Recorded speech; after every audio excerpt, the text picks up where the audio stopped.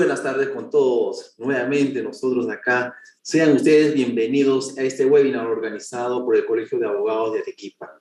Como siempre, reciban los saludos de nuestro decano, el doctor Alfredo Álvarez Díaz, y de su junta directiva. Hoy día, al igual que los anteriores, tenemos también un tema muy interesante en materia penal. Pero antes de presentar el tema y presentar a nuestro expositor, nuestro invitado, tenemos unas indicaciones importantes que dar. Adelante, Erika. Buenas tardes. Muy buenas tardes con todos. Doctor Yuri, muy buenas tardes. Bienvenido en nombre del Colegio de Abogados. A todos nuestros agremiados y público en general también les damos la cordial bienvenida. Como siempre, recalcarles el control de asistencia que hacemos día a día a través de nuestro link de asistencia. Este link de asistencia estará anclado en en el chat del Facebook. Lo único que tienen que hacer es clic y digitar su número de DNI. Posteriormente deberán hacer clic en la franjita verde que dice verificar. El sistema va a cargar unos segunditos y les va a arrojar otro mensaje en el que se indicará marcar asistencia. Hacen clic en marcar asistencia y automáticamente el sistema reconoce su participación. Otra cosita que deseo recalcarles también, los comentarios o el registro de asistencia a través de comentarios donde me indican: buenas tardes, mi número es tanto, mi nombre es tanto, asistencia. Eso está invalidado. Por favor, el registro de asistencia solo se hace a través del link que les estoy indicando. ¿Sí? Muchísimas gracias entonces por su atención. Regresamos, doctora, le damos nuevamente el pase. Ya, gracias, Erika. Muy bien, como decíamos, hoy día tenemos un tema muy interesante y esto es en materia penal. El tema que hoy vamos a tocar es la valoración probatoria de la prueba testimonial y tenemos como invitado al doctor Yuri Raimundo Segarra Calderón, quien es abogado por la Universidad Católica de Santa María, es egresado de la Maestría de Derecho Civil y Derecho Constitucional de la UNSA, es egresado también de la Maestría de Historia por la Universidad Católica San Pablo, me rectifico en ello, en el flyer nos habíamos equivocado, y es docente también de la Universidad Católica San Pablo y de la Universidad Andina.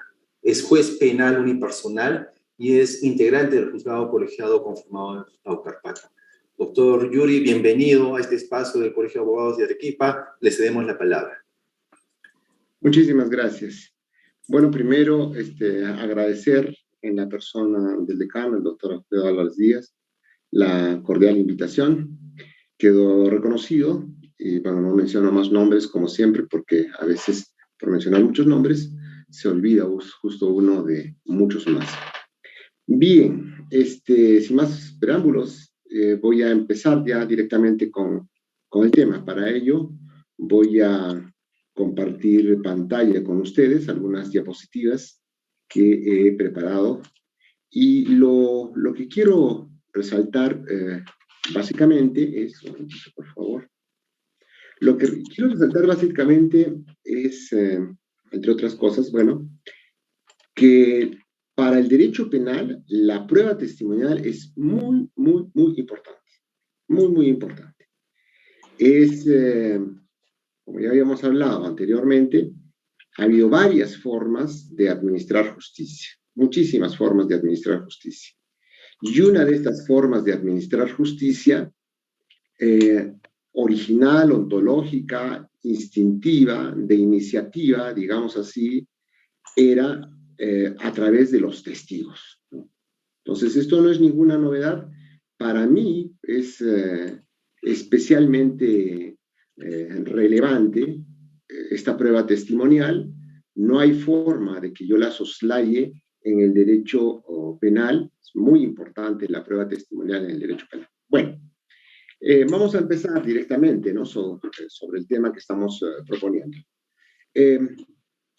De más está decir que los que estuvieron en la anterior charla que yo señalaba, no es posible, a mi concepto, entender el derecho penal si no tiene un fin. O sea, un proceso, si no tiene un fin distinto al proceso en sí mismo, no tiene ningún sentido. ¿Qué quiero decir con esto? O sea, que si una persona trata de respetar el proceso por el proceso mismo, se van a encontrar con un sinsentido. O sea, querer respetar las reglas del proceso, lo que dice el articulito, lo que dice la palabrita, simplemente porque dice la palabrita, porque lo dice el artículo, ¿no? Entonces, esto no lleva a nada, es frivolidad, ¿no? Pero por el contrario, si se quiere respetar el proceso, porque el proceso me lleva a un fin, entonces ahí le vamos a encontrar plena claridad al proceso, pleno sentido de ser, plena capacidad de servir para algo mucho más trascendente, que es justicia. Y no se llega a la justicia, sino es a través de la verdad. Todo aquel que diga que la verdad no existe tiene un problema, en mi parecer, un problema ontológico fuerte, porque si la verdad no existe, ¿qué buscas en el proceso? ¿No? Respetar el proceso, si fuera que la verdad no existe y no buscamos el proceso, pues volvamos a lo de antes, ¿no? Volvamos a las ordalías. Finalmente ya lo más rápido, tiremos moneda, ¿no? Tu campeón versus mi campeón, ¿quién contrata al abogado más experimentado, al abogado más capaz respecto de la oratoria, etc. Entonces, si no tenemos ese fin del proceso como un medio para llegar a la verdad y por lo tanto, en ese sentido, llegar a la justicia, pues no tenemos nada, ¿no? Entonces, y en ese orden de ideas solamente se puede entender todo lo que voy a decir a partir de ahora respecto a la prueba testimonial, ¿no? Y concluíamos también en las sesiones pasadas, bueno, en la anterior charla que tuve, respecto de también que el código planteaba varias formas diferentes para poder valorar la prueba, ¿no? Diferentes a la prueba tasada, y además que la prueba tasada, para mí, le ha hecho un gran daño a la Administración de Justicia en el Perú. Las razones históricas tendrían en ese momento los legisladores para optar por la prueba tasada, desconfianza de los magistrados, desconfianza de la Administración de Justicia per se, yo qué sé, desconfianza con el rey, inclusive, etcétera. Y provocó pues que penalmente, en el proceso penal, se entendiera la prueba de una forma completamente legal, completamente impuesta por ley.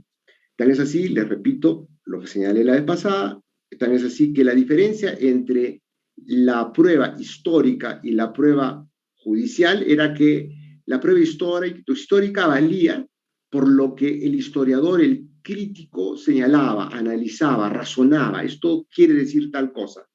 Y la prueba legal era por lo que la ley decía que era, ¿no? Entonces, esto era nefasto, pues, nefasto, ¿no? Si la ley decía que era de noche, era de noche. Y prueba de eso tenemos la confesión ficta, las escrituras públicas, prueba plena, las pruebas plenas, no puedes discutir sobre eso. Entonces, a veces, como digo, se hacía decir que era de noche cuando todo el mundo sabía que era de día. El Código Procesal Penal actual tiene pues una clara definición de qué cosa es cuando señala el artículo 158 del Código Procesal Penal, cuáles son los parámetros que tenemos que tener para valorar la prueba. Esto se llama criterio libre valoración probatoria, ¿no? Y que tiene, bueno, libre y libérrima no es, ¿no? Tiene sus parámetros. Las reglas de la lógica, ojo, las reglas de la lógica para el razonamiento, por eso es que si alguien quiere valorar prueba y no entiende de lógica, es un problema bien complicado. La ciencia, como un conocimiento absoluto, como una, entre comillas, verdad absoluta, relativamente, pero que aún en algunos casos tiene que probarse, que tiene que argumentarse, y las máximas de la experiencia también, aquellos actos que alguien reclama, yo sé, señor, esto por experiencia propia, ¿no? Alguien, y eso tiene que decirse claramente. Entonces, eso es en general de toda la prueba, no solamente de la prueba testimonial, sino de toda prueba. Y dentro de eso, que evidentemente tenemos a la prueba personal, ¿no? Donde va la persona directamente a brindar la información. O sea, es la persona. Entonces, vamos a diferenciar ahí, órgano de prueba, persona, va al juzgado, va delante del juez, ahora en pandemia, vía Google Meet, pero se presenta ante el juez. Entonces, la inmediación es ante el juez, ojo. Y hay bastantes tipos de inmediación. Cuando estamos reunidos ahora, es un tipo de inmediación también. Algunos pedirán una inmediación diferente, correcto, se pedirá también, cuando sea necesario, ¿no? Señor, yo quiero que la inmediación sea mucho más directa ante usted, la manera de lo permitido, evidentemente. Y entonces el testigo estará en forma presencial en el juzgado, delante del juez, a una distancia del juez, y el juez lo podrá apreciar directamente. Ya el código preveía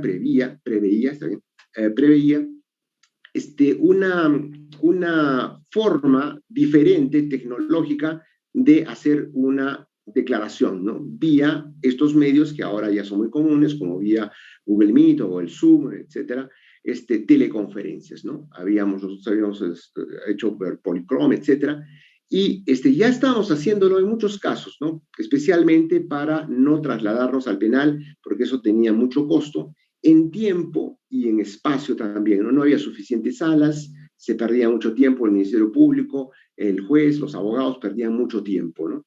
Más bonito, claro, las audiencias ahí, pero se perdía mucho tiempo.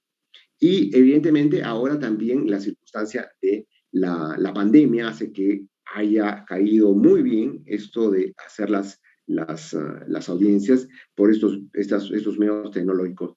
Ha habido, evidentemente, le hablo con la experiencia, ha habido en la experiencia propia, ha habido una merma en la producción, pero en general no ha sido una merma tan grave como en otras formas de administración, otras áreas del derecho en el Poder Judicial. En lo penal ha habido una disminución considerable, cierto, pero no tanto como en otros casos. Bien, entonces nosotros tenemos diferentes tipos de prueba personal, ¿no? O sea, las pruebas, como ustedes ya saben, por el derecho procesal civil también, son todo lo que puede acreditar algo, ilimitada la posibilidad, ¿no?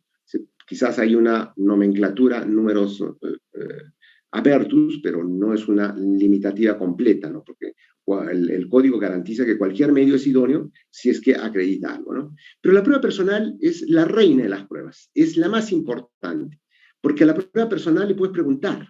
De hecho, todo lo que nosotros sabemos y conocemos lo hacemos por un ser humano. O sea, todo lo que yo sé, todo lo que sabemos, todos y cada uno de los que estamos escuchando ahora esto, lo hemos aprendido de un ser humano. O porque leyó el libro, porque hizo el video, porque lo escuchamos, porque conversamos con él, porque nos lo enseñó de niño, porque lo vimos, por lo que sea. Ha tenido que ser un ser humano. El ser humano es el que realmente aporta al conocimiento de lo externo. Voy a utilizar mucho la definición de San Agustín respecto de la verdad, la adecuación de la mente, de nuestra mente propia, a lo exterior, a la realidad, por llamarla de alguna forma, ¿no? Eso para mí va a ser la verdad, no al revés. Quienes que afirman que no existe la verdad, están diciendo, yo adecuo no mi mente a lo exterior, al contorno externo, a la realidad, sino la realidad a mi mente. O sea, yo creo, en otras palabras, creo mi realidad, mi contorno, lo que evidentemente para mí no es posible, ¿no? Si alguien mató a alguien, haga lo que yo haga, no va a cambiar eso, ¿no? O sea, yo no voy a construir, probablemente alguien quiera marear al juez, marear al tribunal y lo logre, y haga que un inocente, un culpable salga inocente, o al revés, ¿no? Un fiscal logre, porque es muy perjudicial, antiético, que una persona sabiendo que es inocente, el fiscal logre que lo condene. Que he visto casos de intentos de esos, tampoco rasgarse las vestiduras por eso, pero es antiético, ¿no? Evidentemente muy antiético en el caso del Ministerio Público. Bueno, y entonces eso nos pone ante las diferentes formas de prueba personal que puede haber, ¿no? Entre ellas está lo que he mencionado acá, perito, testigo experto, testigo de referencia o referencial, testigo de hechos e incluso el acusado, ¿no? Entonces vamos a explicar un poquito cuál es la diferencia en cada uno de ellos y tiene trascendencia para el proceso. No es que sea intrascendente para el proceso. Cada uno de estos tendrá un tratamiento diferente dentro del proceso según sea perito, testigo experto, testigo de referencia, testigo de hechos o el acusado. Vamos a empezar entonces por el perito. El perito, ¿cuál es la diferencia específica del perito? El perito viene con un peritaje. Si no tiene un peritaje, no es perito. Para el proceso, ojo, estoy hablando para el proceso, lo técnico. O sea, tiene que venir con un peritaje para que sea perito. Se le expulga, se le cuestiona, se le dice, se le analiza sobre su peritaje. Y también, evidentemente, puede muchas veces también cuestionarse o preguntarse respecto a su experticia, porque finalmente, ¿quién eres tú para decir tal cosa, ¿no? ¿Qué expertise tiene? Ojo que aquí podemos encontrar en un tipo de falacia que es falacia ad hominem, ¿no? Porque lo dice fulano de tal, es verdad. Entonces aquí hay que tener mucho cuidado. El tema de la valoración probatoria en el caso de peritos es todo un tema. Lo mencioné la semana pasada, el doctor Celis ya lleva como 4 o 5 años analizando mucho este tema, ¿no? Ahí tiene un grupo de gente, se ha hecho un acuerdo plenario al respecto, entonces tiene muchas aristas esto del peritaje. El testigo experto, ¿cuál es la diferencia entre el testigo experto y el perito? Que el testigo experto no trae peritaje, o sea, no trae peritaje, no te va a llevar un peritaje, pero es una persona que sabe sobre eso. Puede ser un profesional, puede ser un perito que lo lleve como testigo experto, o puede ser una persona que haya estado ahí y de alguna forma conozca algo que se tiene que acreditar, y yo lo traigo para que me diga cómo, entre comillas, por decir, cómo se hacía. Entonces también hay que tiene todos sus bemoles también, porque no porque algo se hacía de una forma significa que siempre se hizo, ¿no? Estamos nosotros ante la posibilidad muy cierta de las excepciones, ¿no? El proceso penal puede ser, el caso concreto puede ser una excepción en sí misma, entonces uno tiene que tener mucho cuidado porque no podemos generalizar, no podemos decir esto siempre ocurre así, porque justamente el caso concreto puede ser una excepción.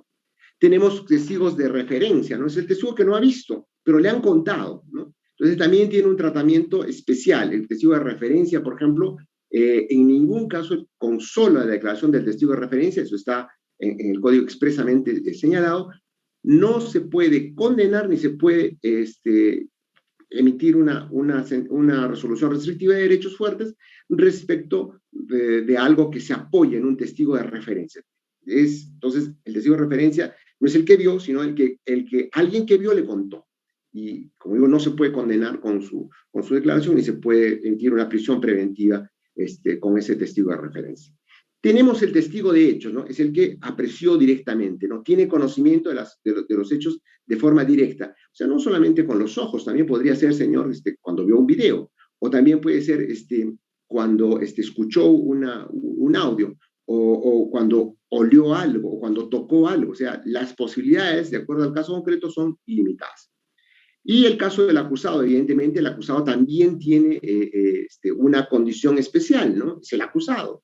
Si alguien tiene privilegios en el proceso penal, no es el Ministerio Público, sino es el juez, ¿no? O sea, es la parte, perdón, no es el juez ni el Ministerio Público, es el acusado, ¿no? Inclusive más que el Ministerio Público, no es que el juez quiera favorecer, deba favorecer al acusado. Ojo, es otra forma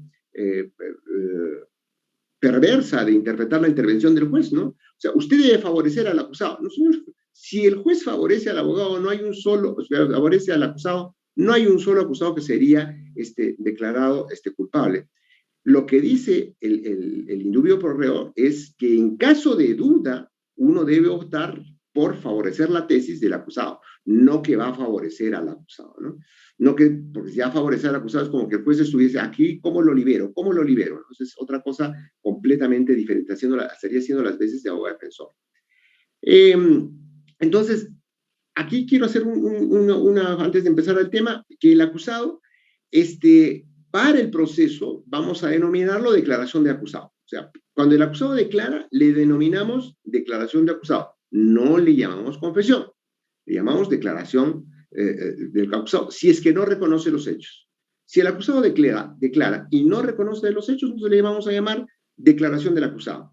Y confesión le vamos a llamar únicamente cuando el acusado declara y reconoce los hechos. ¿Y esto qué tiene que ver con? ¿Qué tiene que ver? Tiene que ver, evidentemente, con un beneficio muy fuerte, que es el de la confesión sincera, ¿no? Con algunos parámetros que hasta puede llegar a una disminución de pena muy fuerte, que es 1/3 de la pena, ¿no? Después de la eximente incompleta es una disminución bastante fuerte, ¿no? Bien. Entonces, vamos a ver. Primero, sabemos entonces que es un testigo. Es un testigo que puede ser testigo de referencia o testigo directo. El testigo de referencia es el que dice que percibió, pero no el hecho, sino a través de otro que le contó. Y el testigo directo que va a decir lo que vio directamente, lo que percibió directamente. Bien, aquí tengo que señalar que el Código Penal exige del testigo que juramente o dé promesa de honor. Tiene que jurar por Dios si es creyente, o tiene que decir, o que tiene que dar una promesa de honor obligatoriamente, ¿no? En caso de parientes, evidentemente no se puede exigir eso, pero es el caso excepcional, ¿no? Pero por lo demás se le exige. ¿Y por qué? Porque cuando la persona está bajo juramento, promesa de honor, hay un presupuesto que evidentemente determinará el proceso si es correcto o es correcto, pero entramos al proceso pensando, el juez, las partes, deben presuponer que el testigo está diciendo la verdad. O sea, señores, va un testigo a declarar y el juez debe decir, a este señor testigo, yo le tomé juramento, entonces, ergo, por definición, por juramento o promesa de honor, este testigo va a decir la verdad. Entonces, el abogado, por decir, o el fiscal, que ve que un testigo va a decir algo que no es de acuerdo a la tesis que defiende, porque así son los hechos, entonces tendrá que desacreditar. Entonces, primer presupuesto, el testigo, primera base, el testigo dice, si el testigo no dice la verdad, se produce una circunstancia de mentira, ¿no? Entonces, la parte está obligada a desacreditarlo. Si no lo desacredita como el presupuesto es que dice la verdad, entonces el juez debe tener su testimonio como cierto, ¿no? ¿Cómo lo desacredita? Con las declaraciones del mismo testigo. O sea, se le pregunta, ¿y cómo fue? ¿Qué dijo? A ver, para saber si hizo la verdad o no. O con las contradicciones del testigo en otras versiones, ¿no? O sea, con lo que está declarando ahora o con lo que declaró anteriormente. Si no se acredita que el testigo falta a la verdad, no se le ha desacreditado y es caso diferente, digamos, en ese sentido, también a cuando señalamos que el testigo no recuerda. ¿Qué pasa si el testigo no recuerda? No se desacredita, pero no recuerda. Yo tengo muchos procesos en los cuales llegan a testigos 3 años, 4 años después. Más bien causa suspicacia que vaya a recordar todo como si hubiera ocurrido el día de ayer. Yo el día domingo me fui con mi hijo al cine y el domingo antepasado, me parece que fue, o el domingo pasado, el antepasado, me fui al cine y sonó la alarma por ahí, nadie se paraba y digo, a lo mejor realmente es un incendio, entonces le digo a mi hijo, y espera acá un rato, yo voy a salir, estaba cerca de la grada de salida, voy a salir y a ver qué pasa, ¿no? Y por no sé hasta ahora dónde pisé, ha sido hace 2 semanas nada más, o 1 semana y media, no sé dónde pisé en falso nuevamente y me di 2 volantines y me caí. No tengo idea qué pisé o qué no pisé, dónde pisé. No tengo idea dónde me golpeé, en qué grada, en qué sitio fue. Entonces, muchas veces los eventos criminales, las lesiones, pues no tienen la capacidad, la entidad suficiente de la persona para acordarse de cada uno de los detalles. Y eso es lógico, ¿no? Evidentemente con algo que pasa hace muy poco tiempo. Imagínense algo que ha pasado hace 2 años, 3 años, 4 años. Tengo juicios que están llegando a mí después de 7 años y la gente me dice, oye, yo no me acuerdo. Entonces tienen todo el derecho de decir, no me acuerdo, no lo sé. Y se puede leer sus declaraciones previas, ¿no? Pues pueden entonces leer esas declaraciones previas vía refresco de memoria, dice el código. Pero vamos a ver, una persona dice, no sé lo que pasó, no me acuerdo lo que pasó. Y entonces, vamos a leer sus declaraciones. ¿Quién debe leerlas? Muchos, y esto es una cuestión que muchos hacen cuestión de Estado al respecto. Yo no hago cuestión de Estado sobre eso, sobre quién debe leerlo. Que lo lea la parte, de acuerdo. Que lo lea el propio testigo, de acuerdo. Que lo lea un tercero, de acuerdo. Que lo lea alguien más, de acuerdo. No tiene importancia que lo lea, porque su declaración ahí está escrita. ¿Pueden convenir? ¿Eso declaró? Sí. No tengo eso porque algunos colegas míos me dicen, no, pero el que incorpora la prueba es el testigo. Sí, pero el testigo no se acuerda, no puede incorporarla. Y el testigo sí la va a incorporar pues, vía lectura de su declaración, de lo que declaró hace años. Entonces, ¿para qué viene? Viene pues para que justamente diga qué pasó, ¿no? Pero si él dice después no fue así, pues se valorará específicamente con lo que esté diciendo. No hay presuposiciones en ese sentido. La única presuposición al inicio de la declaración del testigo es de que va a decir la verdad. Pero dentro del transcurso de su declaración puede claramente verse que no dice la verdad. Entonces, esta presuposición se desacredita, se desmiente, se contradice por sí misma, ¿no? Entonces, yo, por ejemplo, en mi despacho, digo, señor, léalo usted mismo, ¿no? ¿Por qué? Por una cuestión mucho más práctica. Porque, y ahora más todavía, ¿no? O sea, que lo presente en pantalla. A ver, ¿dónde está? Sí, ahí, ¿cuál? Ah, no, la segunda línea, ¿no? Ah, más abajito, más arriba, no, y en situaciones presenciales era peor todavía, ¿no? Porque, a ver, señor, lea usted, ¿cuál? En Chile era con un resaltador, me parecía muy colegial, ¿no? El resaltador, ¿dónde está? Después agarraba y algunos decían, pues esto sí, leí otra cosa, leía mal, no sabía, otro decía, no sé leer, no he traído mis lentes, o quería adrede hablar mal, o no quería leer, sino quería decir otra cosa. Entonces, por gusto, ¿para qué? Está ahí escrito, léalo quien sea, y ya está, solucionamos el problema. Pero eso se ha incorporado vía lectura de declaración, correcto, ya está. Vía lectura de declaración ya pues se incorporó. Pero es que después se le tiene que preguntar, ya recuerda usted ahora diga. Otra técnica dilatoria, porque a veces ocurrió, ¿no? ¿Cuál era el número de teléfono? 22, 42, 52, 62. Ya, sí, ya. 22, 42. Ya, ¿cuál era el número? 22, 54, 50. ¿Cómo era? Otra vez. Y estamos en ese problema. ¿Cuándo? Ya está, ahí está la información. ¿Qué pasa cuando el testigo, y aquí entro ya sobre cómo debemos valorar la prueba? Hemos dicho que el primer presupuesto es que debemos valorar la prueba pensando que, por también otro principio que ustedes saben, el principio de veracidad, todo lo que se dice en primera instancia tiene que ponerse como cierto. Y si nadie lo desacredita, tiene que tenerse como cierto. Tampoco terquear, ojo, muchas veces el testigo dijo, ¿de qué color es el árbol? Azul. Y el árbol no es azul, es rojo. Pero ya está. ¿Estás seguro que es azul? Ya no puedo preguntar, ya digo que es azul. No es que el doctor se ha equivocado. Bueno, pues se equivocará, lo dirá usted en el argumento. O hará usted otra pregunta diferente para que el otro se dé cuenta. Oye, dije azul. Oye, discúlpeme usted. Hay distracciones de lenguaje. Yo estaba estaba viendo parte de lo que hablé en algunos videos anteriormente y hablo con muchos errores. Si alguien me somete a la prueba de la perfección en lo que estoy hablando, pues yo voy a salir recontra mal parado. Por eso no estoy diciendo que no haya alguien que pueda hacerlo, pero la posibilidad de cometer errores cuando hablamos es muy grande. Se llaman distracciones de lenguaje. Algunos le dicen lapsus mentis, ¿no? Algunos le dicen lapsus linguis, ¿no? Es muy posible. Con todas esas circunstancias se tiene que lidiar. Es humano, por supuesto. El señor estaba pensando en rojo y cuando dijo el árbol, ¿de qué color era rojo? Que podemos hacer un jueguito acá, ¿no? A ver, vamos a ver, repitan, y esto lo vamos a hacer, no lo puedo evidentemente hacer con una persona acá, pero vamos, inténtenlo cada uno, ¿no? Repita rápidamente, a ver, gema. Si alguien está repitiendo ahí, gema. Le va a hacer la pregunta y le va a responder rápido, ¿eh? Gema. Diga rápido, ¿de qué color es la clara de huevo?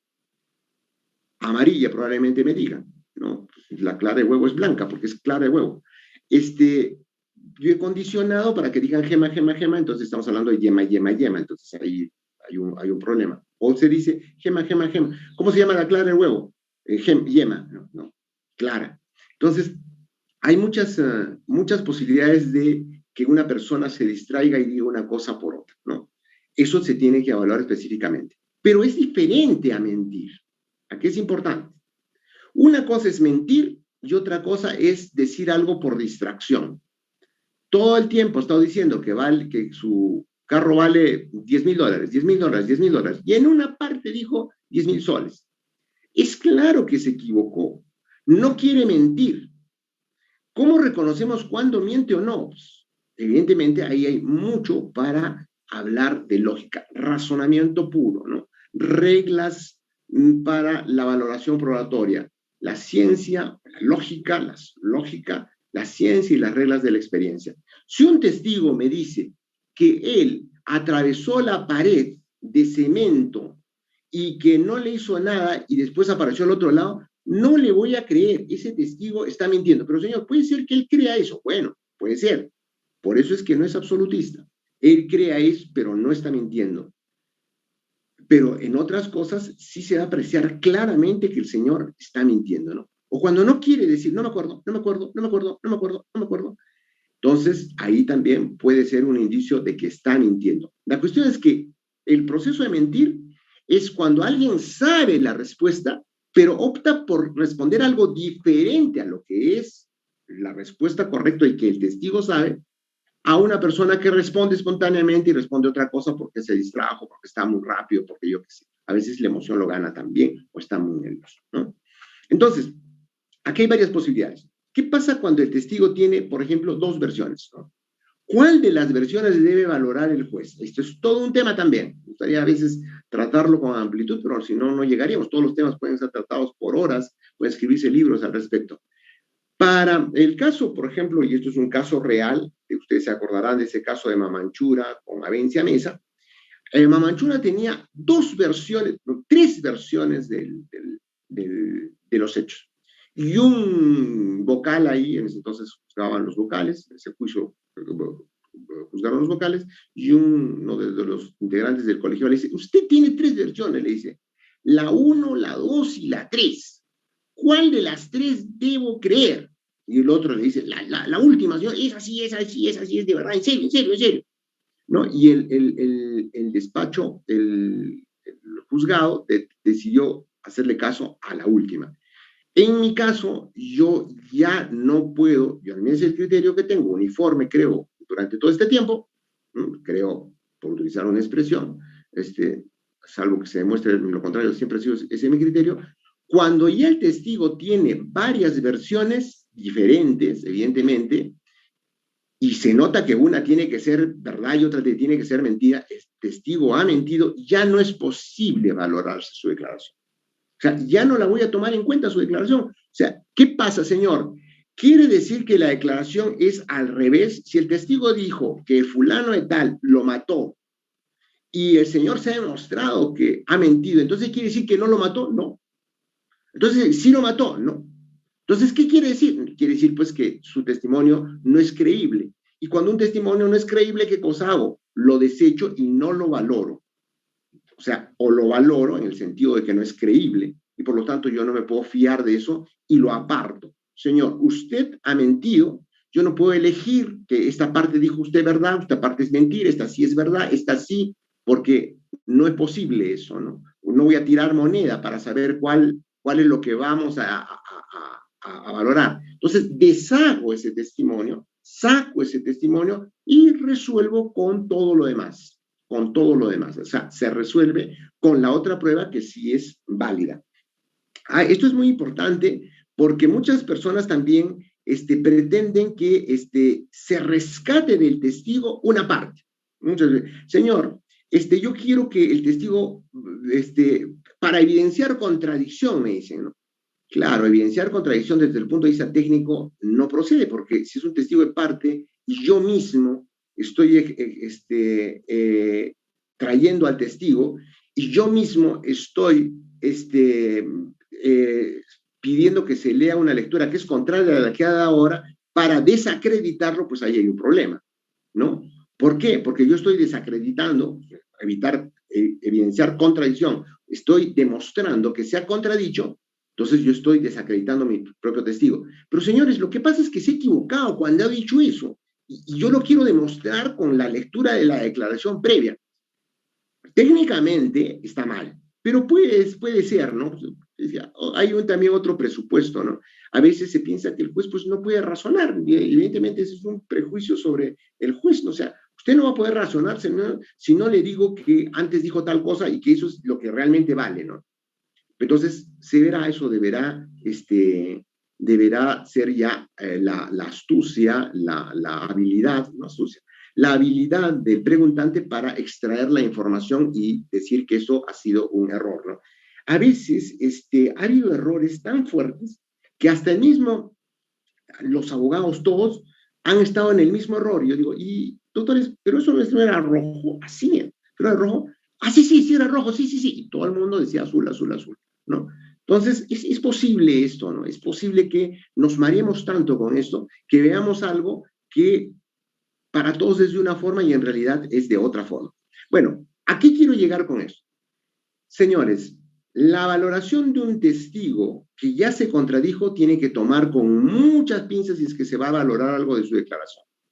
Solo nos sirve para verificar versiones, o sea, eso es lo que la versión X, pero ya no para probarla. O sea, cualquiera puede decir versiones, el abogado dice versiones. Entonces, quizá esa versión es del testigo y no del abogado. Lo correcto en un proceso es que esa versión la ponga el abogado, ¿no? Porque por algo es el abogado, la resume, ¿no? Pero ya no será para acreditar esa versión. Ya no sirve, ese testimonio ya no sirve. Tendremos que acreditarlo con otras versiones. El caso de considerar la versión correcta con otros medios probatorios, como está ahí, y no es la prueba, son otras pruebas. O sea, no es el testigo la prueba, sino son las otras pruebas las que probablemente corroboren las otras versiones. Sobre esto también mucho es de la prueba indiciaria. Vamos a ver. Vamos a ver respecto al acuerdo plenario 2-2005-CJ-116 que tantas veces se repite. Primero vamos a algunos presupuestos de este acuerdo plenario 2-2005. Este acuerdo plenario 2-2005 se da, como su nombre lo dice, en el 2005, y en el 2005 en Arequipa, por ejemplo, no había todavía vigencia del Código Procesal Penal. Entonces, ¿qué estaba vigente en Arequipa en el 2005? Estaba el criterio de valoración de los sucedáneos de los medios probatorios del Código Procesal Civil, en el mejor de los casos, o todavía la prueba tasada del Código de Procedimientos Civiles de 1912, ¿no es cierto? O sea, estamos hablando de cosas que no podían ser aplicadas a un derecho moderno que quiere buscar la verdad, un derecho que quiere legitimarse con la verdad en la sociedad y que no puede utilizar estos parámetros antiguos, ¿no? No podía. Entonces se da este acuerdo plenario porque evidentemente en el derecho civil podría pasar, ¿no? O sea, ahí está la escritura, ahí están los documentos, ahí están las reglas del proceso civil para vivir en convivencia pacífica, para resolver los conflictos de intereses o una incertidumbre jurídica. Pero para el derecho penal, donde habían muchos delitos en los cuales solamente una persona estaba ahí, robos, los robos agravados, los hurtos, o sea, no espere usted que estén pues 10 testigos. El delincuente que va a cometer este tipo de delitos evidentemente busca la clandestinidad y muchas veces no hay ningún testigo o a veces hay uno solo y entonces el código un poco limitaba todo eso. Entonces este acuerdo plenario 2-2005 sale como algo muy importante en ese nivel que no era simplemente resolver por resolver. Ya estamos hablando de un proceso donde se tiene más control, ya no se trata de que las resoluciones del juez son ahí entre cuatro paredes, sino que ya salen a la luz, ya se critica, ya hay más prensa, ya hay más difusión. Entonces, la cosa hay que hacerla un poco mejor, hay que hacerla, de hecho, mejor, o hay que hacerla bien. Entonces, este acuerdo plenario sale para eso, ¿no? Entonces, primero dice algo que es importante, no existe la tesis en el Perú de testis unos, testus nullius, o sea, testis unos, testus nullius. ¿Qué quiere decir esto? ¿No? O sea, que no existe en el Perú, no existe ahora tampoco, la tesis de que un solo testigo no es suficiente. Un solo testigo puede ser suficiente. O sea, de hecho en el Perú, ahora inclusive con la libre valoración probatoria, ya absolutamente no hay reglas específicas. Entonces, esto rompe con el segundo presupuesto del acuerdo plenario 2-2005, que en su sumilla dice requisitos para la valoración probatoria. No hay requisitos para la valoración probatoria.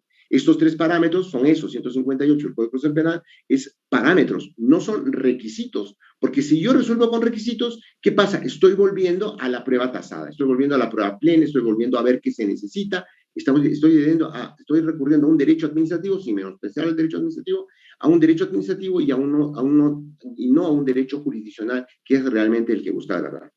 Entonces, no estamos hablando de la prueba tasada, ¿no? La prueba tasada está contra el criterio de libre evaluación probatoria y el contexto del acuerdo plenario del artículo 105, en el contexto del acuerdo plenario y el artículo 158 ya lo destruye el acuerdo plenario del 2015. Tiene parámetros más grandes. Evidentemente, desde el punto de vista lógica, tenemos que aprender mucho más, porque tenemos que hablar de qué es la lógica. cuáles son los silogismos, qué es el entimema. Muchas veces lo vamos a ver al final de esta exposición. Si me alcanza el tiempo lo veré con un poquito más de detenimiento, porque el tiempo se me acota. Pero, ¿qué es el entimema? Nosotros hablamos en entimema, siempre hablamos en entimema y no sabemos qué es el entimema. Y el entimema no es para cuestiones fácticas, sino para cuestiones de razonamiento. Bien, entonces tenemos que saber qué es el entimema, tenemos que saber qué es un silogismo, tenemos que saber cuáles son las premisas, qué son las premisas, qué es la relación, las posibilidades de las falacias, qué son las falacias, todo eso para poder razonar adecuadamente y por lo tanto valorar adecuadamente la prueba. Bien, ¿cuándo se produce el caso de duda? El caso de duda se produce cuando no le creo al testigo. Ojo, un momentito. Aquí hay que ser bien claros, ¿no? O sea, al testigo yo no le puedo dejar de creer porque me parece.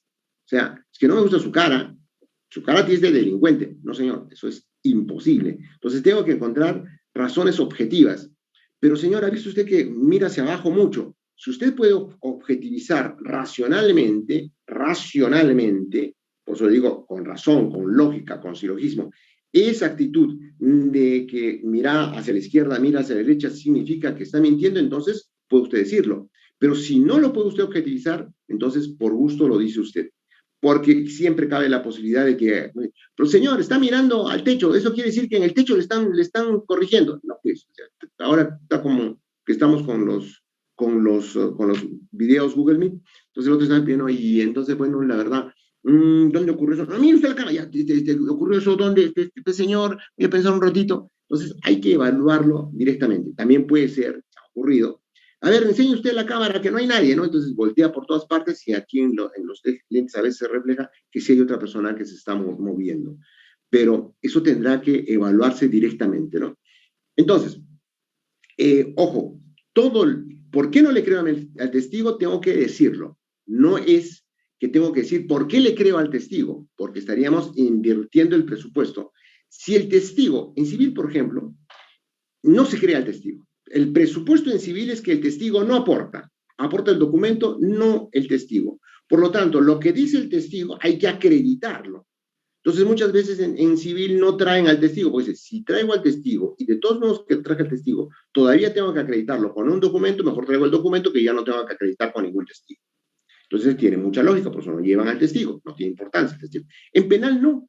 En penal, más bien al revés. El testigo me dice, ya no necesito acreditarlo con ningún documento. A veces sí, a veces con corroboraciones periféricas, incluso puede ser la declaración de otro testigo o otras circunstancias, pero ya son cosas completamente diferentes, ¿no? Bien, ahora ocurre el siguiente caso, como ya hemos visto. Entonces, este presupuesto que estamos viendo acá es que al testigo le creo. El testigo, por lo tanto, no hay ninguna duda, no hay nada, todo está ok. Porque ¿qué pasa si el testigo entra en contradicciones, no se le cree, dice cosas que no son posibles? Es otra posibilidad. Hay integridad objetiva y integridad subjetiva.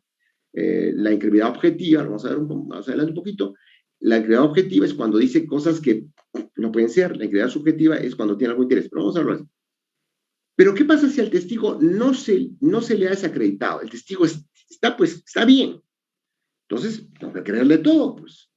Viene otro testigo que dice completamente lo contrario y tampoco se desacredita. Ahí hay una deficiencia básicamente de investigación y de análisis, de interrogatorio, porque no pueden ser verdaderas dos versiones completamente distintas. Entonces ahí se produce, cuando hay simetría en las declaraciones y son contradictorias, entonces estamos hablando de que hay duda, pues, evidentemente, ¿no?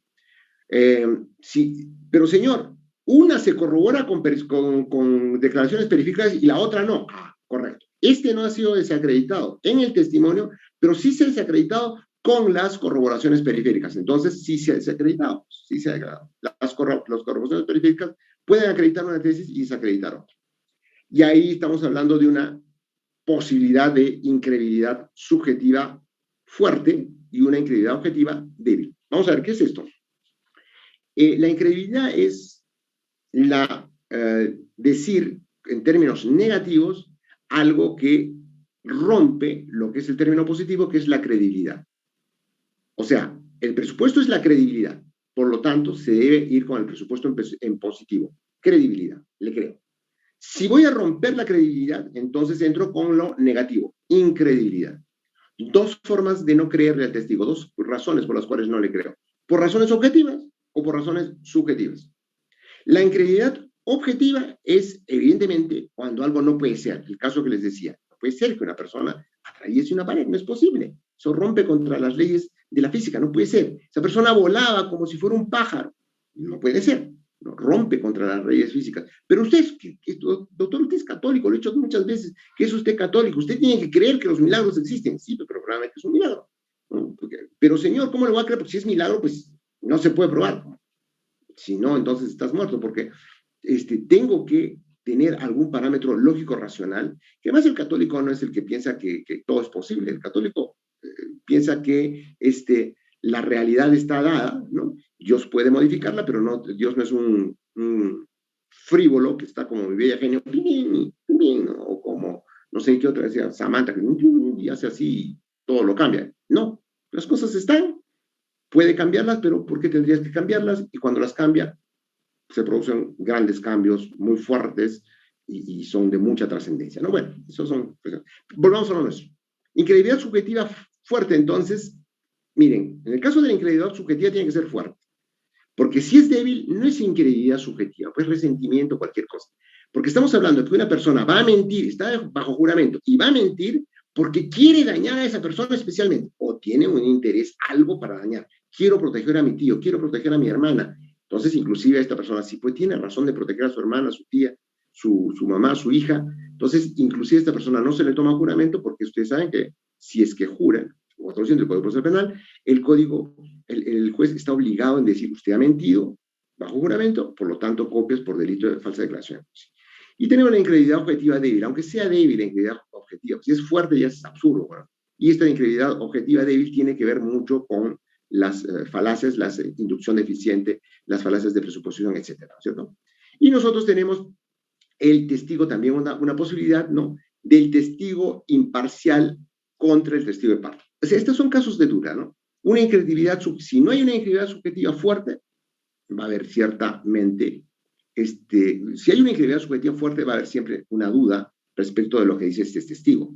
No es que esté mintiendo necesariamente, pero ya hay una duda fuerte. Y si es el único testigo, cuidado. O una incredibilidad subjetiva, objetiva débil. Aunque sea si es incredibilidad objetiva fuerte, evidentemente no le creen nunca. Pero si es una incredibilidad objetiva débil, señor, puedes escuchar a 200 metros de distancia. El doctor Juan Carlos Benavides, juez de investigación preparatoria, un amigo mío, me contaba, me decía, oye, he tenido el caso de un testigo que puede escuchar, no puede escuchar, no, puede ver a 300, 400 metros. Y han hecho lo que es correcto, una diligencia, investigación preparatoria, para ver si esta persona podía ver algo a 400 metros. No sé cómo específicamente lo hicieron, seguramente le pusieron un papelito, después evidentemente a 400 metros no podía ver nada, pero este señor sí podía ver eso que decía que veía, y a través del teléfono se comunicaban y le decían que hiciera tal la 4, y lo podía hacer, ¿no? Bien, entonces el testigo imparcial contra testigo de parte, el agraviado y el acusado, ¿no?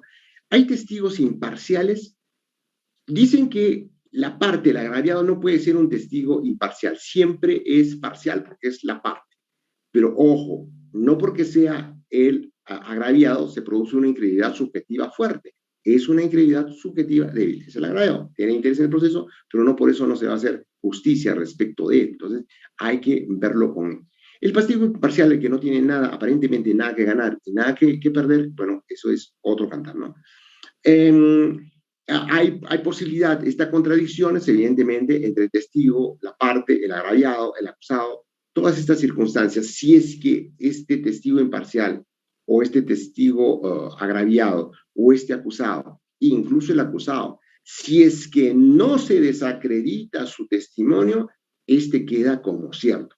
Si no se desacredita que el acusado, la tesis del acusado, lo declarado por el acusado, sea verdadero, entonces queda como cierto. Entonces el testigo, el acusado tendría todo el derecho a decir, señor, pregúnteme lo que sea. Yo voy a contestar y no va a haber ningún error. Y usted lo tiene que tomar como cierto todo lo que yo digo. Y tiene todo el derecho. Tengo que desacreditar también al acusado en el caso del Ministerio Público. Bien. Bien, nos alcanzó un poco el tiempo para ver esto. Estamos viendo la cuestión de las falacias y el razonamiento en las regulaciones de testigo. Primero, ¿qué es un entimema? Como ustedes saben, el silogismo tiene tres partes. Primero, una premisa mayor, una premisa menor, una conclusión. La premisa mayor es la llamada premisa genérica, la segunda premisa es la premisa fáctica y la conclusión, evidentemente, la relación entre la premisa primera y la premisa segunda. Entonces, ¿qué quiero decir? La premisa fáctica, la premisa normativa, normalmente la premisa genérica es la que establece la regla para todos. Todos los perros ladran. La premisa fáctica es la que se habla específicamente. Bobby ladra. Conclusión, Bobby es un perro, ¿no? Entonces, ya tenemos esta relación y lo hemos sacado. Claro, este es un entimema, es muy simple. Las cosas normalmente no son tan simples. En el entimema, ¿qué pasa? Una de estas tres no existe. Entonces, todos los perros ladran, premisa genérica. Bobby ladra. Conclusión, Bobby es un perro. No vamos a decir la primera. Bobby es un perro. Bobby ladra. Tengo como presupuesto, sin que lo haya dicho, que todos los perros ladran. Vamos a eliminar la segunda. Todos los perros ladran. Bobby ladra. Tengo como presupuesto la segunda premisa, ¿no? Que Bobby es un perro. Bueno, ya me estoy mareando un poquito por la velocidad. La tercera, todos los perros ladran. La tercera posibilidad, todos los perros ladran. Bobby es un perro. Bobby ladra. No digo lo tercero. Ya es una condición, no tengo que decirlo, que Bobby es un perro. Entonces, eso es un entimema, ¿no? Y hablamos en entimemas. No decimos tres, decimos solamente dos. Y con las dos ya tenemos el razonamiento completo. Eso es un entimema. Entonces, pero no confundir. ¿Y qué pasa si solo tengo una? Pues es una premisa. Los perros ladran. No tienes razonamiento, solo tienes una premisa, ¿no? ¿Por qué es importante saber el entimema? Porque el entimema te va a llevar al silogismo, o sea, a verificar estas tres premisas. Y al verificar estas tres premisas, tú ya tienes un razonamiento y ya puedes criticar este razonamiento, ¿no? Vamos a ver un ejemplo muy simple. A ver, a mí me gustaría que hubiera interacción, pero evidentemente no se puede por las razones antes directas. Pero, por ejemplo, hay una premisa que podríamos decir, ¿no es cierto? Un entimema que podríamos decirlo de la siguiente manera. Y algunos van a estar de acuerdo con el razonamiento, ¿no? El amor es el amor. Por lo tanto, se deben legalizar los matrimonios entre homosexuales. Muy bien. Cada uno tendrá su convicción. Muchos dirán, oye, ese razonamiento es perfecto, ¿ah? El amor es el amor, te estás yendo contra el amor, y el amor, pues, es justificación para que se legalicen los matrimonios entre homosexuales. ¿Qué tiene de malo? Eso no puede ser una falacia, eso es una realidad. Bien, ya tienes el entimema, entonces vamos a llenarlo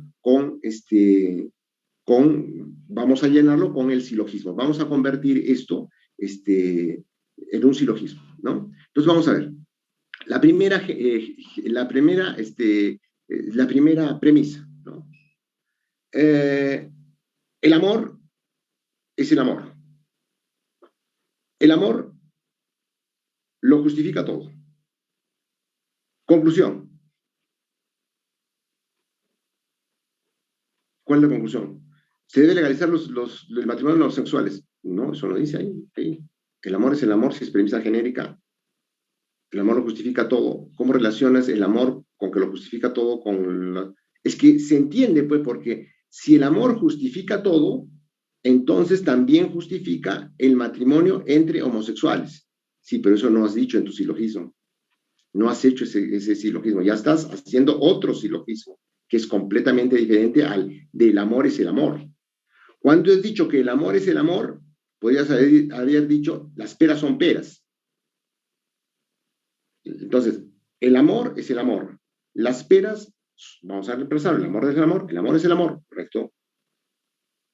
En lugar de eso vamos a poner las peras son peras. Las peras son peras, sí, correcto. Luego, o sea, el amor justifica todas, por lo tanto se debe legalizar el matrimonio entre homosexuales. Es que no sale, pues, o sea, no me dice absolutamente nada que el amor es el amor. He perdido el tiempo diciendo que el amor es el amor. Entonces, ahí te das cuenta de que realmente este argumento de que el amor es el amor no tiene ningún sentido. tendrías que hacer otro silogismo diciendo, el amor justifica todas las situaciones posibles. El matrimonio entre homosexuales tiene como justificación el amor. Conclusión, y haces la relación entre ambos y ya tienes un enunciado correcto, probablemente, según algunos entiendan.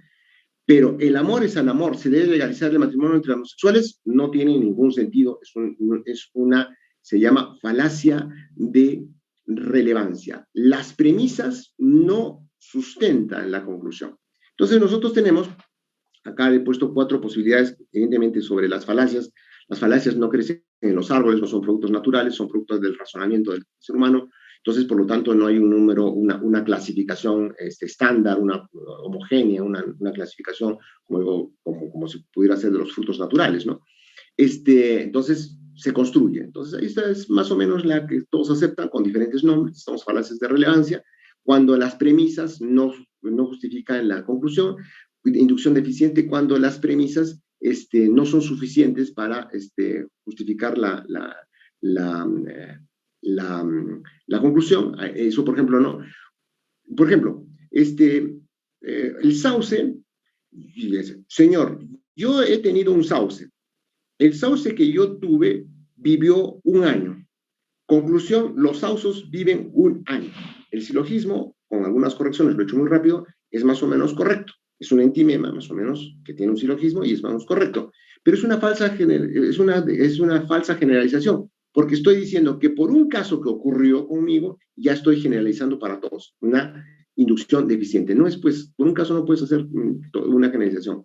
Falacia de presuposición. De estas hay a cada rato, presuposiciones, ¿no? O sea, y señor, fulano de tal, es alcalde y ha robado 500 millones, por lo tanto debe ir preso. Bueno, muy bien, sí, pues sí ha robado, pero ¿cómo sabes que ha robado? Es que es alcalde, ¿no? Entonces ahí estás presuponiendo, todos los alcaldes roban. Entonces, no es necesariamente así, ¿no? Falacia de presuposición, estás presuponiendo una de tus premisas. Falacia de ambigüedad, a cada rato hay, ojalá tenga tiempo para decirles por lo menos un ejemplo, lo voy a decir ahora. Por ejemplo, y esto ocurrió en el primer juicio, ¿no? O sea, se los dije la vez pasada, en un juicio, el primer juicio que se desarrolló en Arequipa, había una persona que se tiró al río y evidentemente no pudo ser juzgada, y el otro, que sí fue juzgado por robo agravado, el abogado pedía que se le declarara por robo simple, porque como el otro había muerto y no había sido juzgado, entonces no había a quien decir que había sido en compañía de otra persona, y la Constitución decía que una persona era inocente hasta que no se probara su responsabilidad penal. Entonces estamos en una falacia de ambigüedad, y eso es evidentemente muy fuerte en el derecho, del derecho penal, sobre algunas presuposiciones que se hacen, términos muy fuertes que se utilizan. Habían dignísimos jueces vocales que buscaban ese terminito por ahí, ¿no? Y evidentemente el código muchas veces tiene términos que son muy ambiguos.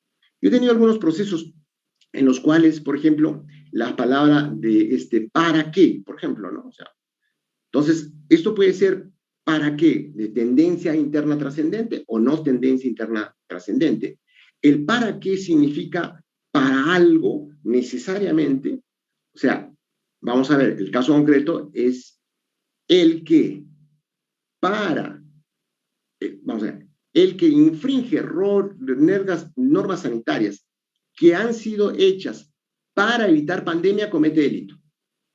Sí, pero es completamente diferente es que alguien diga, señor, usted ha robado para aprovecharse de eso. Entonces, hay que analizar palabrita por palabrita en el tipo penal, ¿no? Muchas casaciones tratan de establecer algunas circunstancias específicas sobre cada tipo penal. En algunas circunstancias específicas del tipo penal, por ejemplo, tenemos lo que se llama la suficiente entidad, ¿no? Estaba comentando también el caso de una violación de una señorita. Esta señorita que fue violada,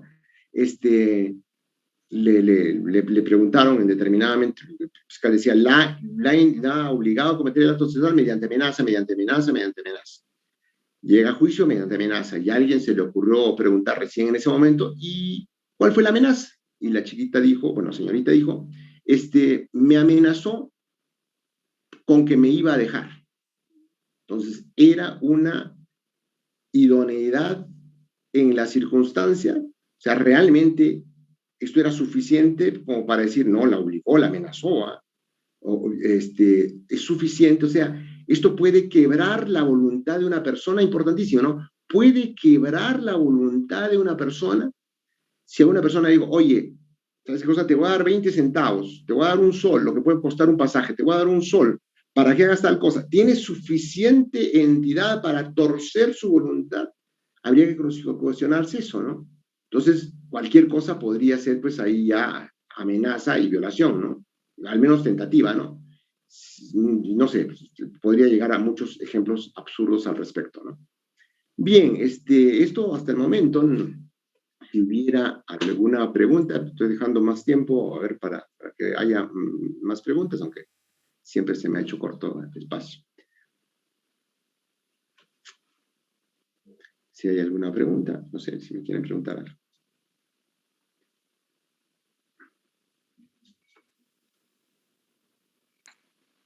Vamos a ver si tenemos, ya nos han hecho llegar algunas preguntas. A ver, por aquí.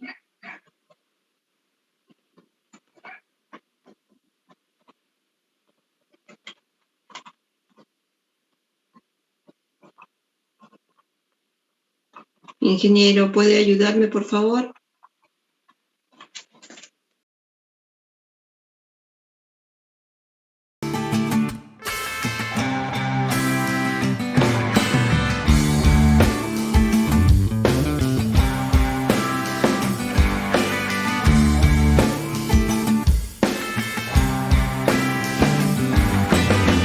Probatoria de los testigos, que cuando un testigo miente, hay la obligación del juez de enviar copias al Ministerio Público por falsa declaración.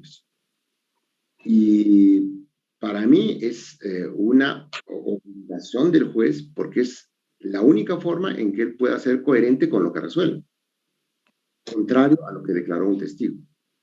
Si el testigo ha dicho, yo lo vi, entonces el juez no puede tener coherencia en su sentencia si ese testigo no le cree. He tenido una sentencia una vez que el testigo me dijo, yo vi cómo vehículo del acusado chocaba con otro vehículo, pero el vehículo del agraviado, del acusado, sí, pero chocaba con otro vehículo involuntariamente, una vuelta, y después se incrustaba con el otro vehículo y lo empujaba. Y era, según su descripción, era imposible que eso ocurriera. Imposible. Entonces, yo tenía que decir eso. Pues ahí tenemos el artículo también 156 del Código Procesal Penal. No son objeto de prueba, no son materia de prueba, no se deben probar lo que atenta contra lo que es evidente, lo que son normas jurídicas, lo que son máximas de la experiencia, ¿no? No, lo que es evidente, lo que es contra lo que es la ciencia, no necesitan ser acreditados. Bien, doctor, muchas gracias. Vamos a dejarles un minuto para que puedan formular o redactar las preguntas a través del chat y poderles dar lectura.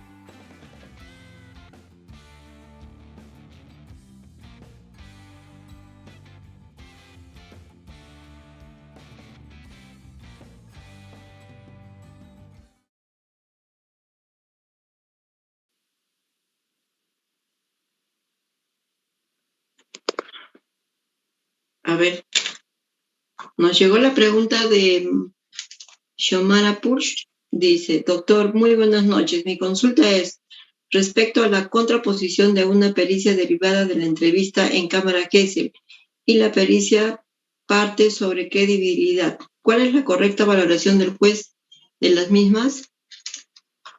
No entendí muy bien la pregunta. ¿Me la repite, por favor, doctora? Claro que sí. A ver.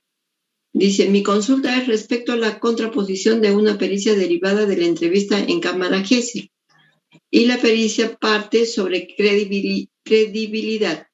¿Cuál es la correcta valoración del juez de las mismas? Ya. Bueno, espero que se me ponga un poco la curiosidad de la doctora. Respecto de la prueba en cámara Gesell, ahora se está haciendo como prueba anticipada, ¿no? Entonces, ahí no quiere decir que esta prueba sea necesariamente verdadera. Lo que está diciendo es que ya no va a haber una actuación probatoria de eso. Lo que se ha hecho en cámara Gesell queda como que se hubiera hecho en juzgamiento. Aunque no se ha hecho en juzgamiento, es como si se hubiera hecho en juzgamiento. Ya se incorpora al juzgamiento exactamente como está, como viene de la prueba anticipada, ¿no? Está con cámara Gesell. Entonces tiene los mismos cánones, las mismas circunstancias que lo que se hubiera hecho en otro momento, ¿no? O sea, vamos a ver, muchos quieren establecer que una persona ha declarado falsamente con un peritaje. He escuchado, he leído algunos artículos que no me convencen de que esto es una prueba muy fiable. Puede ser, no lo sé. La dactilografía, estos autores de mentira, no lo sé. Podría ser, de hecho, una amiga mía muy, muy cercana, su esposo y ella trabajan en esto de la dactilografía, ¿no? Lo han hecho durante años y los ha orientado mucho para efectos de encontrar a delincuentes, etc. En juzgamiento me lo han querido hacer llegar un par de veces, la dactilografía, especialmente respecto del acusado, que quiere someterse a esta prueba y decir que es inocente porque pasó esta prueba, ¿no? No la entiendo como digo. Tiene mucho de porcentaje, ¿no? De astucia, y tiene mucho que ver el operador que la hace. En Estados Unidos, por ejemplo, manejan el que una persona mueva los ojos a la izquierda y a la derecha, y entonces si mueve 2 veces a la derecha, si mira hacia abajo, o abajo a la izquierda, entonces quiere decir que está mintiendo. Manejan eso los interrogadores, dicen, como digo, he leído artículos, no sé, nunca lo he practicado, los interrogatorios de la CIA, por ejemplo, ¿no? Hacen esas cosas. Podría ser que funcione, no lo sé. Respecto de esos peritajes, ahora, el peritaje, como digo, es la declaración de una persona que no conoce el hecho, nunca lo ha visto, pero por su expertise puede analizar algunas cosas que una persona alega, como el abogado, por ejemplo, o el juez, no conoce, ¿no? Vamos a ver, quiero repetir el caso anterior, hablando la semana pasada, ¿no? Hemos tenido el caso de una persona que decía que había sido violada, era una señorita, y se procedió al peritaje, y en el peritaje salió que tenía un orificio himeneal muy pequeño, era menos del 0.5, y que era himen complaciente. Y el protocolo de medicina legal dice que el himen complaciente, cuando es menos a 0.5, pues no puede ser himen complaciente.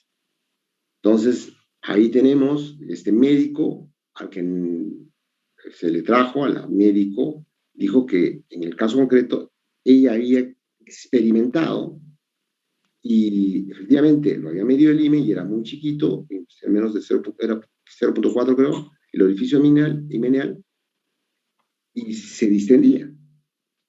¿Ya? Este caso les conté también dos, pero todo lo demás está aprobado, ¿no? Que había momentos, circunstancias, todo estaba acreditado como que el acusado había cometido el delito, la declaración de la testigo era muy coherente, no había ninguna contradicción, solamente había este elemento. Dos jueces dijimos de que se condenara, un juez votó porque se absolviera específicamente por la contradicción en el protocolo médico, que no podía ser que fuera contra el protocolo médico, subió a sala y en sala absolvieron por unanimidad, porque evidentemente no decían que no podía ir contra el protocolo. Para mí fue una sentencia, mi criterio personal, evidentemente respeto lo que dice la sala, como no, soy un hombre, además de carrera, un juez de carrera, pero desde el punto de vista de, creo que no, me ratifico en lo que, en base a la independencia judicial, me ratifico en cuanto a lo que dijeron.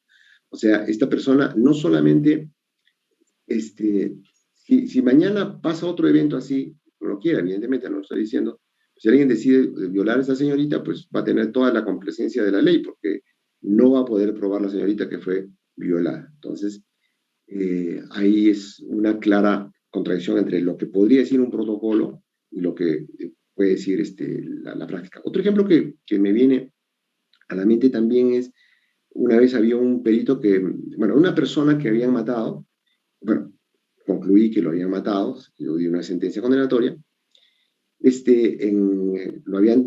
señor lo habían golpeado con una vara en la cabeza. Y los señores acusados decían que se había caído, estaba ebrio, se había caído del techo del primer piso, o sea, del segundo piso se había caído, y que al caerse, se había golpeado primero la cabeza a un lado, luego la cabeza en la otra pared, y luego en la otra cabeza, y vino un médico Suárez, un médico ex perito de medicina legal, diciendo que eso era posible, ¿no? Que el señor se caía con una pluma y golpeaba a la derecha, golpeaba a la izquierda, por eso es que lo único que tenía el señor era la raya en la cabeza, y los otros peritos médicos decían que si se hubiera caído, pues desde el segundo piso no solamente tendría eso ahí, ¿no? Hubiera tenido que tener fracturas en la clavícula, alguna cadera, ¿no? Algo más, ¿no?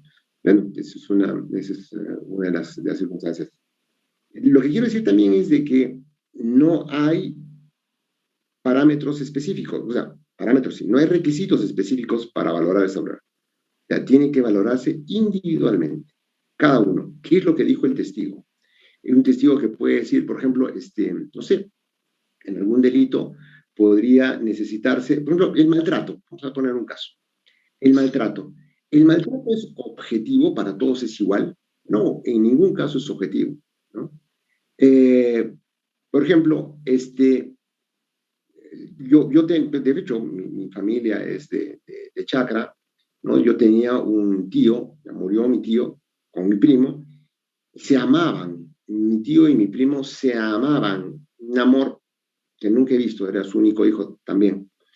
Y pero se andaban mandando ya cuando mi primo tendría unos 10 o 9 años, se agarraba desde los 9 años hasta los 12, 13, que yo lo he visto, después no sé, se agarraban unas peleas con su papá, que Dios mío, parecía que lo iba a matar, o sea, te hacía el hijo al padre y el padre al hijo, o sea, pero no peleas renegando, peleas jugando. Estaban en su cuarto, de repente el otro lo empujaba, el otro lo veía empujar, y el chico se le iba y lo agarraba, y el otro lo empujaba a la cama, pero lo tiraba, y el otro, y se regresaba, o sea, era un trato, decía, trato es un trato inhumano para mí. Pero ellos felices, el niño querido, amado, así es el trato con su padre. Entonces, el maltrato es una cuestión subjetiva. A una persona se le puede convencer se le puede convencer para que vote por otra persona, subjetivo. Para una persona así, para otra, le doy $1 millón, ¿sí? A otro, a ver qué dice esa persona, pues, o sea, no, yo con 1 centavo me vendo, sí, pues, no, señor, yo con 100 millones no me vendo. Entonces, eso es importante, ¿no? O sea, el caso concreto, no hay parámetros, ¿ah? Eso es una de las cosas que quiero llevar acá, es de que pero sí hay parámetros, no hay requisitos. Es una cosa que quiero llevar acá, es el caso concreto, el análisis lógico-racional, que no atente contra la ciencia, que ratifique más bien la ciencia, pero no a nivel de la ciencia tampoco absoluta, como ya hemos visto, ¿no? Se le está diciendo, hay gente que puede estirar su pellejo 15 centímetros, yo no puedo. pero no por eso voy a decir nadie puede. Entonces, ahí, por ejemplo, máximas de la experiencia, ¿no? Las máximas de la experiencia, en este caso de la violación, máximas de la experiencia ¿de quién? De la médico legista. La médico legista está viendo eso, entonces ya ni siquiera debería ser objeto de prueba, de acuerdo al artículo 156 del Código Procesal Penal, inciso segundo. No son objeto de prueba las máximas de la experiencia. ¿Qué le voy a discutir, salvo que diga, señor, no, señora, usted médico legista está mintiendo, no es cierto lo que usted está diciendo? Que además era imposible, ¿no? Si hubiera querido mentir, hubiera hecho, no es pues 0.5, el orificio integral es 2 centímetros. Ya, con eso es suficiente. Cosas. Pero no hay parámetros, cómo debe valorarse, qué dijo el perito, por qué hay que construir el silogismo, y hay que decir por qué el perito contradice al testigo y por qué no tenemos que creerla al testigo y por qué sí debemos creerle al perito. No es nada ya, no es porque es perito ya va a decir la verdad. No es porque es la agraviada ya va a decir la verdad. No es porque es el acusado ya va a decir la verdad. Hay que analizar el caso concreto. Bien, doctora, muchísimas gracias. Tenemos también otra pregunta, dice, doctor Yuri, ¿existe alguna diferencia entre un testigo en sede penal y otro en sede civil u otra área? Bueno, yo creo que sí, en la práctica, ¿no? En el código no dice nada, ¿no? Evidentemente. Pero en el código, es que el derecho civil está para situaciones diferentes a las del derecho penal. Yo durante mucho tiempo, como ustedes saben también, yo tengo una maestría concluida en Derecho Civil y he sido civilista mucho tiempo hasta que me apasioné por el derecho penal. Y además, cuenta que yo, cuando estaba estudiando, cuando ya estaba haciendo prácticas en derecho penal, de ese entonces me decepcioné del derecho penal por la práctica que se hacía en ese entonces del derecho penal. No sé si está bien decirla, pero era una práctica bien corrupta en ese momento, ¿no? No desde el punto de vista del dinero, sino una práctica bien deshumanizada. Era una práctica terrible el derecho penal. Estamos hablando de el año 1980 y pico, ¿no? Donde yo hacía prácticas, estaba yo, además estaba en segundo año, ¿no? Recién estaba empezando el derecho, o sea, entré con aberración al derecho penal, ¿no? Las carceletas, como la forma correcta de interrogar al testigo era dándole una cachetada por parte de la policía, ¿no? O sea, con eso le estoy diciendo todo, ¿no? Y antes, me contaba un policía de hace años, les daban cursos de cómo interrogar al testigo, y no eran cursos, pues, de inteligencia, sino eran de cómo pegarle lo suficiente para que no se muriera, ¿no? Eran otros tiempos, ¿no? Completamente diferentes. Bueno, pero a lo que yo digo, en el derecho civil lo que se quiere es resolver una incertidumbre jurídica o un conflicto de intereses en base a ciertos criterios legales muy rígidos. Entonces ahí, por ejemplo, si tienes escritura pública, eres el dueño, pues, ¿no? La fe registral está inscrita, es público, pero me engañaron. Irás a probar otras cosas, pero pues, eso es diferente. Ahí en derecho civil, evidentemente, hay muchos casos, muchísimos casos, en los cuales no vale la prueba testimonial. Están cambiando ya un poco los criterios, pero en términos generales, la prueba testimonial está muy reducida, ¿no? Más es la prueba escrita, ¿no? Entonces, la escritura pública. ¿Y dónde se aprecia especialmente? En los sucedáneos de los medios probatorios. Bueno, no tengo a la mano un código procesal civil, pero ustedes lo pueden leer, ¿no? Ahí son las presunciones. En el derecho penal, valorar prueba con presunciones es hasta prevaricador, ¿no? O sea, no puedo formarme convicción sobre hechos, ojo, sobre hechos en base a presunciones. O sea, yo no puedo presuponer que el señor jaló el gatillo.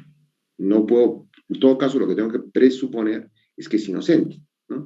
Pero al margen de eso, no debo tener otras presuposiciones. Bien, doctor, muy amable por su respuesta. Tenemos otra pregunta de María Ma que dice, doctor, ¿cuál es el plazo para que se practique la pericia en cámara Gesell a un menor de edad y si se tomó en cuenta la solicitud de prueba anticipada? Bueno, no le entiendo muy bien la pregunta. ¿Plazo para qué? ¿Qué dijo? ¿Plazo para? ¿Cuál es el plazo para que se practique la pericia en cámara Gesell a un menor de edad? Ya. Bueno, plazo, en general los plazos de investigación, ¿no? Pero tengo entendido que hay, bueno, como ustedes saben, una cosa es la teoría y otra cosa es la realidad, digamos así. Entonces, el Ministerio Público tiene problemas con pedido de cámara Gesell. Hay muy pocas cámaras Gesell y ahora se está tratando de hacer todo en cámara Gesell. Desde el punto de vista yo estaba en el colegiado, ¿no? Puro, en el colegiado puro, ahora estoy en colegiado conformado de poco pata, pero tenemos procesos, aparte de los procesos unipersonales, procesos colegiados uno cada cierto tiempo. Cuando estaba en un colegiado puro, todos eran delitos de colegiado. Entonces uno sacaba la cuenta y decía, bueno, a ver, de acuerdo a la sociedad actual, ¿cuántos son los delitos que son más comunes, ¿no? Y los delitos de violación desde siempre han sido mucho más abundantes que los delitos de robo agravado. Por eso hay que ver también la estadística cuando se quieren hacer generalizaciones. Y yo me basara en este dato objetivo de que hay muchísimos delitos de violaciones, yo diría que cuando salgo a la calle, lo que tendría que preocuparme es que me vayan a violar. Y mentira. Cuando salimos a la calle, lo que tenemos que preocuparnos es que nos vayan a robar. ¿Por qué no llegan los delitos de robo con mayor frecuencia que los delitos de violación? Porque los delitos de robo, en su gran mayoría, algunos, no sé qué fuente, lo aclaro que no sé qué fuente, han señalado que hasta un 99%, mínimo, estoy diciendo 99%, o sea, de cada 100 robos agravados, no estamos hablando de hurto, de cada 100 robos agravados, uno solo se... De hecho, muchos me han contado que los han agarrado, en los próximos taxis, los meten uno a la izquierda y otro a la derecha, y les dicen, no digas nada, mamita, porque si no te vamos a hacer algo, y la persona no dice nada. Y le entregaron todo lo que tenía, y ya está, su dinerito, su tarjetita con clave, con dedicatoria y todo, y ahí está, ¿no? Y no quiero saber más de ti. Es una situación traumática. Por eso es que muchas personas están, pero también es eso, ¿no? También he visto gente que no quiere ir a declarar. ¿Cómo hacemos administración de justicia? Pues es que no van a declarar los testigos. El testigo tiene que ser valiente ahí, ¿no? Tenemos que conseguir al testigo para que declare. Y claro, están los delitos estos muy, muy comunes, los de término medio, en donde sí van a declarar, se dan el lujo de mentir y esas cosas, ¿no? Volviendo a lo que dice la pregunta que me estaba diciendo, pues sí, está dentro de lo que ha autorizado el juez de investigación preparatoria, pues al margen de los plazos, que como ustedes son bastante flexibles en la realidad, dentro de este plazo de la investigación preparatoria.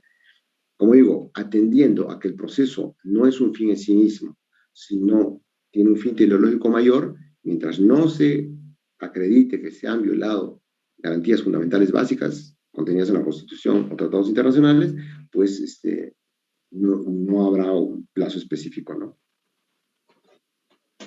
Muy bien, doctor. Muchas gracias por su respuesta.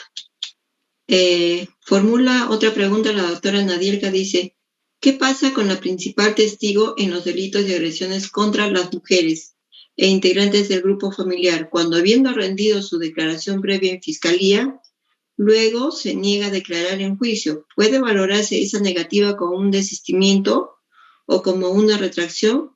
¿No valorar la declaración previa crea impunidad? De hecho, el juez puede valorar cualquier cosa. O sea, como digo, soy coherente con lo que estoy diciendo del criterio de libre valoración probatoria. La declaración de un testigo muerto, porque hay testigos que declaró en investigación preparatoria y después muere, es válido, completamente válido. La declaración en cámara Gesell, ya hemos dicho que es como si fuera ante el juez. Entonces, sí hay posibilidades de valorar la declaración del testigo. Pero evidentemente también hay posibilidades de valorar la declaración de la testigo, en este caso me está diciendo específicamente. Yo trato de no ir con el tema de las mujeres específicamente porque hay mucho riesgo ahora de incurrir en que le crea a uno que es poco.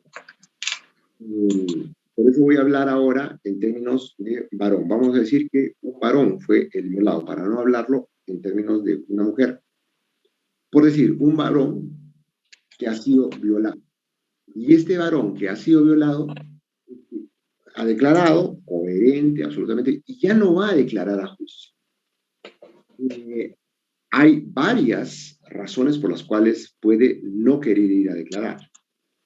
Una de ellas es evidentemente porque es mentira lo que declaró antes.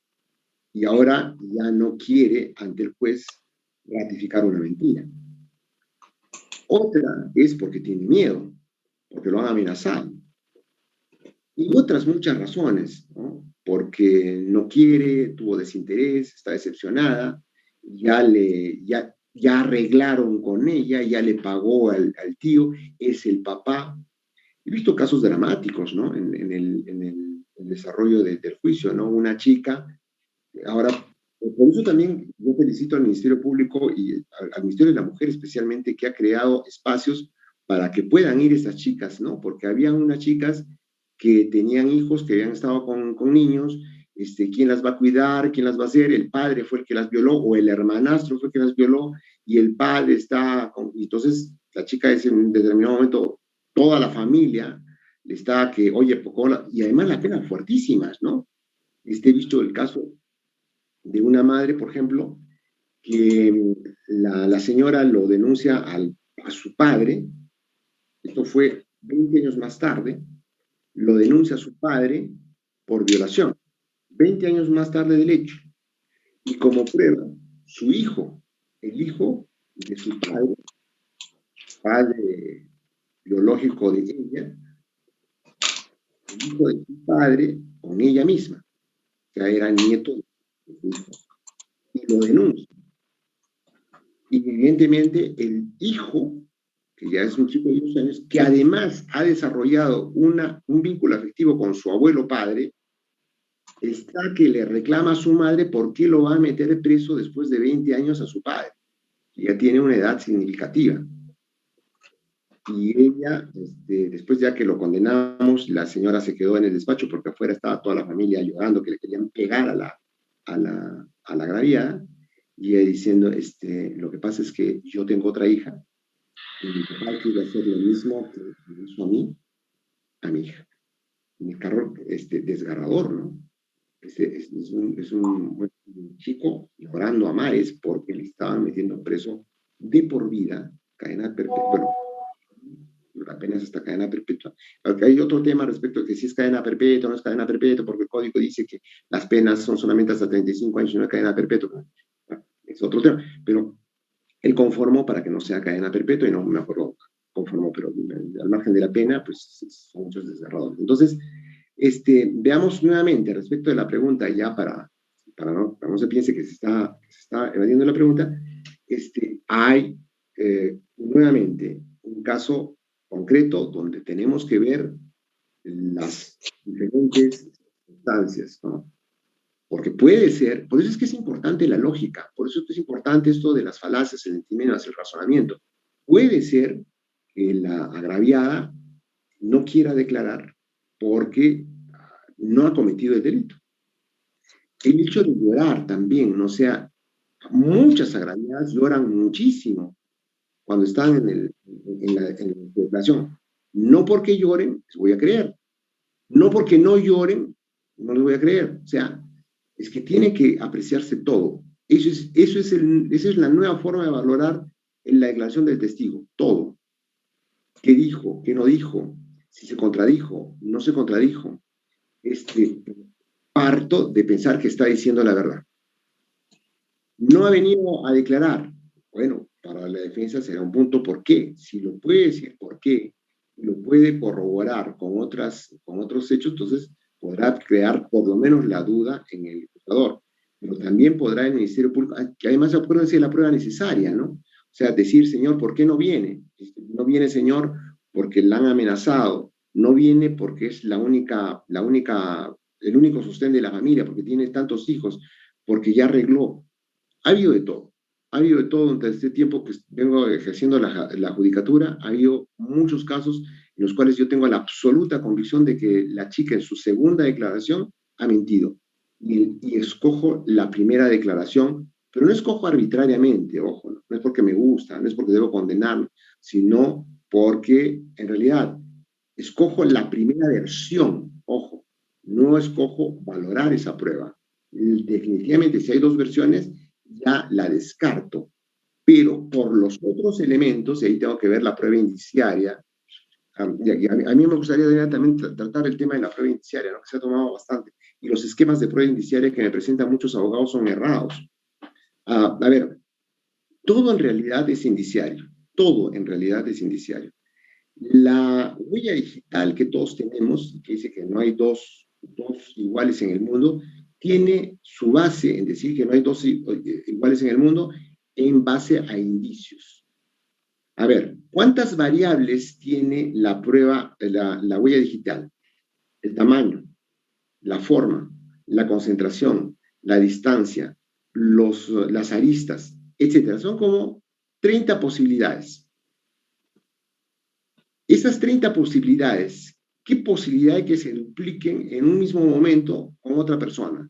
Salen como, no sé, 400 números y uno. Entonces, es imposible en varias generaciones que dos huellas digitales sean idénticas, en base a las posibilidades. No hay posibilidad. Por lo tanto, tengo una prueba absoluta, entre comillas, con las aristas que estoy diciendo, en base a las posibilidades.